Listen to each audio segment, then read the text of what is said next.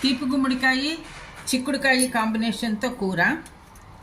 ముందరగా ఈ చిక్కుడుకాయలని పుచ్చులు లేకుండా శుభ్రం చేసుకుని ఇలా చిన్న చిన్న ముక్కల కింద ఒలిచి పెట్టుకోవాలి. దీనికి నేను 1/2 కిలో చిక్కుడుకాయలు తీసుకున్నాను. తీపి గుమ్మడికాయ ముక్క, ఇది ఓ ముక్క, రెండు కలిపి ఇలాగా ఓ ముక్క తీసుకున్నది ఇది పైన చెక్కు తీసేసి చిన్న చిన్న ముక్కల కింద కట్ చేసుకోవాలి. దీన్ని కూడాను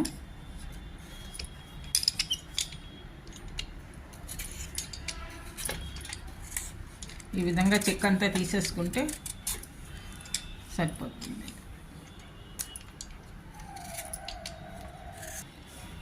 ఇలా చిన్నగా చేసుకున్న చిక్కుడుకాయ ముక్కల్ని ముందరగా ఉడికించుకోవాలి.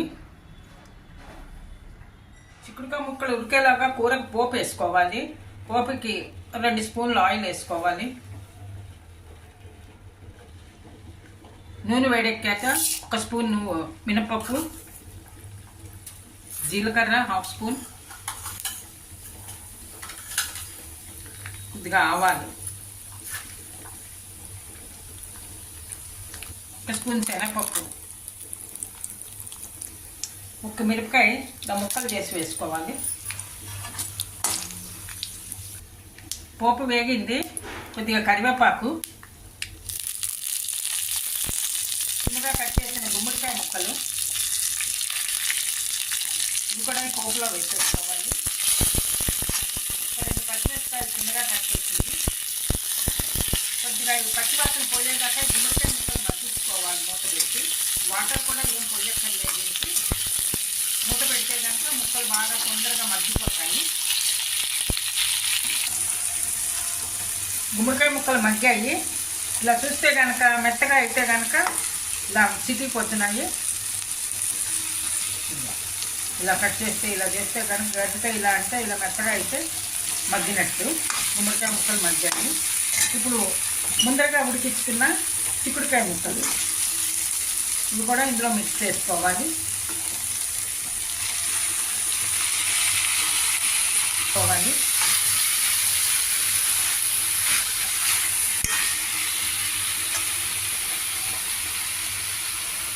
చిక్కుడుకాయ ముక్కలు గుమ్మడికాయ ముక్కలు 2 కలిపి కొద్దిగా మగ్గించుకోవాలి.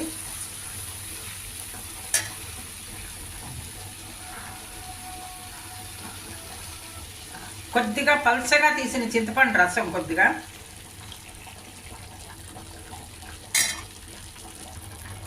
తగినంత ఉప్పు, కొద్దిగా పసుపు,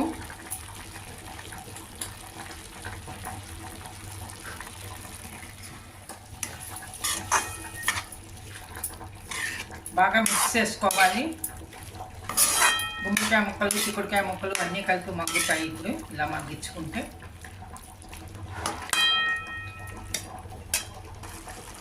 1 స్పూన్ జీలకర్ర పొడి,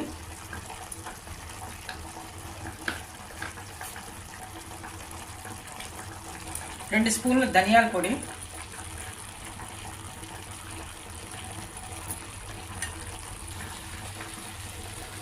గుమ్మడికాయ ముక్కలు చిక్కుడుకాయ ముక్కలు కలిసి బాగా మగ్గాయి. ఇందులోనే నువ్వుల కారం కూడాను 2 స్పూన్లు నువ్వుల కారం,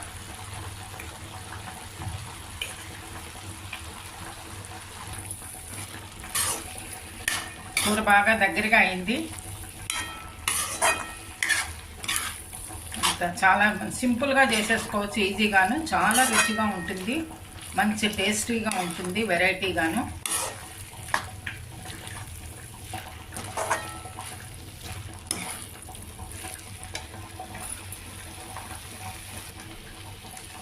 ఇందులోనే లాస్ట్లో చిన్నగా కట్ చేసిన కొత్తిమీర బాగా మిక్స్ చేసుకోవాలి. మిక్స్ చేసేసుకుని సర్వింగ్ బౌల్లోకి తీసేసుకోవచ్చు, స్టవ్ ఆఫ్ చేసేసి.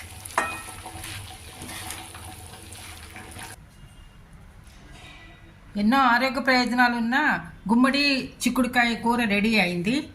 చాలా టేస్టీగా ఉంటుంది. చిన్నపిల్లల దగ్గర నుంచి పెద్దవాళ్ళ దాకా తినచ్చు ఇది. ఇందులో నువ్వుల కారం కూడా కలిపాం కదా, వింటర్లో అయితే చాలా బాగుంటుంది. హెల్త్కి కూడా చాలా ఆరోగ్య ప్రయోజనాలు ఎన్నో ఉన్నాయి దీంట్లోనూ. మీరు కూడా ట్రై చేసి చూడండి. ఇది మనం రోటీలోకి సర్వ్ చేసుకోవచ్చు, వేడివేడి రైస్లోకి సర్వ్ చేసుకోవచ్చు. ఈ వీడియో కనుక నచ్చితే కనుక లైక్ చేయండి, షేర్ చేయండి, సబ్స్క్రైబ్ చేయండి. Thank you for watching.